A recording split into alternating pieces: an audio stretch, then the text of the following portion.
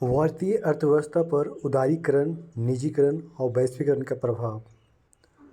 भारतीय अर्थव्यवस्था पर उदारीकरण, निजीकरण और वैश्वीकरण का प्रभाव। 1991 में भारत सरकार ने उदारीकरण, लिबरलाइजेशन, निजीकरण, प्राइवेटाइजेशन और वैश्वीकरण ग्लोबलाइजेशन के तहत आर्थिक सुधारों इकोनॉमिक रिफॉर्म की शुरुआत की।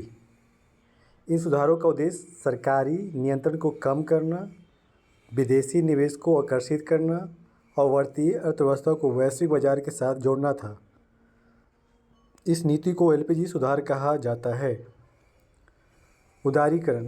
पहला जो उदारीकरण का प्रभाव क्या है, तो उदारीकरण का अर्थ सरकार द्वारा लगाए गए नियंत्रण और प्रतिबंधों को हटाकर अर्थव्यवस्था को अधिक खुला और प्रतिस्पर्धी बनाना। व्यापार, उद्योग और निवेश पर सरकारी नियंत्रण को कम करना। इसका क्या क्या फ़ायदा है देख ले। पहला, उद्योगों के लिए अवसर बढ़े। सरकार द्वारा लाइसेंस राज को समाप्त किया गया, जिससे उद्योगों को आसानी से स्थापित किया जा सका। नए व्यापार और स्टार्टअप के लिए अनुकूल माहौल बना। सेकेंड, विदेश निवेश में वृद्धि, एफडीआई में वृद्धि हुई। उदारीकरण के बाद भारत में प्रत्यक्ष विदेशी निवेश एफडीआई में बढ़ोतरी हुई। आईटी, टेलीकॉम, ऑटोमोबाइल और बैंकिंग क्षेत्रों में विदेशी कंपनियों ने निवेश किया। थर्ड, वित्तीय सुधार। बैंकों और बीमा कंपनियों का निजीकरण किया गया। भारतीय शेयर बाजार को विदेशी निवेशकों के लिए खोला गया। रोजगार के अवसर बढ़े। निजी और विदेशी कंपनियों के निवेश से रोजगार के नए अवसर पैदा हुए। सेवा क्षेत्र में तेजी आई। फिफ्थ, टैक्स सिस्टम का सरलीकरण। कर प्रणाली को सुधारने के लिए माल और सेवा कर जीएसटी और प्रत्यक्ष कर कोड डीटीसी लाया गया। अब बात करते हैं निजीकरण का प्रभाव। प्राइवेटाइजेशन का क्या क्या प्रभाव है और इसका क्या अर्थ होता है निजीकरण का, आइए जानते हैं। सेकंड में दिया हुआ है निजीकरण। सरकार द्वारा संचालित उद्यमों पीएसयूएस को निजी कंपनियों को बेचकर अधिक प्रतिस्पर्धी और कुशल बनाना। सरकार ने कई क्षेत्रों में निजी कंपनियों को प्रवेश करने की अनुमति दी। पहला, सार्वजनिक क्षेत्र की दक्षता में सुधार हुआ। इस निजीकरण करने से क्या हुआ, सार्वजनिक क्षेत्र की दक्षता में सुधार। निजी कंपनियों के आने से सरकारी उद्यमों में कार्यकुशलता बढ़ी। Air India, BSNL, whale, HAL जैसी सरकारी कंपनियों का निजीकरण किया गया या उनकी हिस्सेदारी बेची गई। सेकेंड, सरकारी वित्तीय घाटा कम हुआ। घाटे में चल रहे सार्वजनिक उपक्रमों को निजी हाथों में देकर सरकार ने वित्तीय बोझ कम किया। थर्ड, बेहतर सेवाएं और उत्पाद। बैंकिंग, टेलीकॉम और एविएशन सेक्टर में निजी कंपनियों के आने से उपभोक्ताओं को बेहतर सेवाएं मिली। एयरटेल, रिलायंस, जियो और जैसे कंपनियों ने टेलीकॉम सेक्टर में क्रांति ला दी। फोर, प्रतिस्पर्धा और नवाचार में वृद्धि हुई। निजी क्षेत्र की भागीदारी से नए इनोवेशन और टेक्नोलॉजी का विकास हुआ। स्टार्टअप्स को बढ़ावा मिला और डिजिटल इंडिया को मजबूती मिली। फिफ्थ, श्रमिकों के लिए चुनौतियाँ। सरकारी कंपनियों के निजीकरण से कई कर्मचारी की नौकरियां खतरे में आ गई है।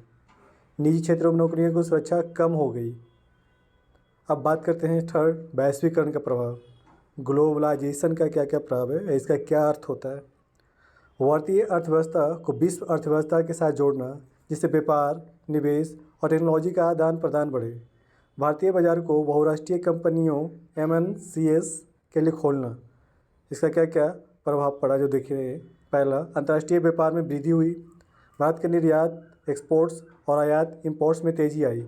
आईटी और सॉफ्टवेयर सेवाओं के निर्यात से भारत को वैश्विक स्तर पर पहचान मिली। सेकेंड, बहुराष्ट्रीय कंपनियों का आगमन हुआ। Coca Cola, McDonald's, Amazon, Google, Apple जैसी विदेशी कंपनियों ने भारत में अपना कारोबार शुरू किया। भारतीय ग्राहकों को अंतर्राष्ट्रीय उत्पाद और सेवाएं मिलने लगी। थर्ड, सूचना प्रौद्योगिकी और संचार क्षेत्र में उछाल। वैश्वीकरण के कारण टीसीएस, इन्फोसिस, विप्रो जैसे भारतीय आईटी कंपनियों का विस्तार हुआ। भारतीय युवाओं को अंतर्राष्ट्रीय कंपनियों में काम करने के अवसर मिले। फोर, भारतीय ब्रांड्स का वैश्विक विस्तार। टाटा, इन्फोसिस, रिलायंस, महिंद्रा जैसे भारतीय कंपनियों ने विदेशों में अपने कारोबार का विस्तार किया। फिफ्थ, जीवन स्तर में सुधार। वैश्विक उत्पादों, टेक्नोलॉजी और सेवाओं के कारण भारतीय लोगों का जीवन स्तर बेहतर हुआ। उपभोक्तावाद, कंज्यूमरिज्म बढ़ा और ऑनलाइन शॉपिंग को बढ़ावा मिला। सिक्स, छोटे और पारंपरिक व्यवसायों को नुकसान। विदेशी कंपनियों और ई कॉमर्स के बढ़ने से छोटे खुदरा व्यापारियों और कारीगरों को नुकसान हुआ। भारत में मेक इन इंडिया अभियान शुरू किया गया ताकि घरेलू उत्पादों को बढ़ावा दिया जा सके। फोर्थ, में इसमें जानना चाहते हैं कि भारतीय अर्थव्यवस्था पर समग्र प्रभाव, क्या क्या समग्र प्रभाव इसके जरिए देखने को मिला। तो पहला हम लोग देखते हैं सकारात्मक प्रभाव क्या क्या इसे देखने को मिला। आर्थिक विकास तेज हुआ। 1991 के बाद जीडीपी वृद्धि दर 7 से 8% तक पहुंच गई।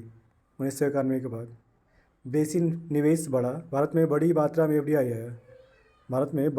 एफडीआई आया। बेरोजगारी में कमी। निजी क्षेत्र में नौकरियां बढ़ी। जीवन स्तर ऊंचा हुआ। वैश्विक उत्पादों और सेवाओं की उपलब्धता बढ़ी। नवाचार और स्टार्टअप को बढ़ावा। उद्यमशीलता, एंटरप्रेन्योरशिप को बल मिला। इसका नकारात्मक प्रभाव क्या हुआ। आर्थिक असमानता बढ़ी। अमीर और गरीब के बीच अंतर बढ़ गया। स्वदेशी उद्योगों को नुकसान। विदेशी कंपनियों से मुकाबला करना मुश्किल हुआ। रोजगार की अनिश्चितता। निजी क्षेत्र में नौकरी की सुरक्षा कम हो गई। संस्कृति पर प्रभाव।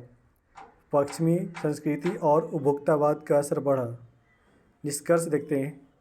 उदारीकरण, निजीकरण और वैश्वीकरण ने भारतीय अर्थव्यवस्था को तेज़ी से विकसित किया, लेकिन कुछ चुनौतियां भी पेश की। भविष्य में सुधार के लिए सुझाव। मेक इन इंडिया और आत्मनिर्भर भारत जैसे योजनाओं को मजबूती दी जाए। कृषि और लघु उद्योगों को आर्थिक समर्थन दिया जाए। रोजगार सुरक्षा के लिए श्रम कानूनों को संतुलित बनाया जाए। स्थानीय उत्पादों और स्टार्टअप को वैश्विक बाजार में प्रतिस्पर्धा बनाया जाए। अगर इन नीतियों को सही ढंग से लागू किया जाए तो भारत एक मजबूत वैश्विक आर्थिक शक्ति बन सकता है और 2047 तक विकसित राष्ट्र बनने के लक्ष्य को हासिल कर सकता है।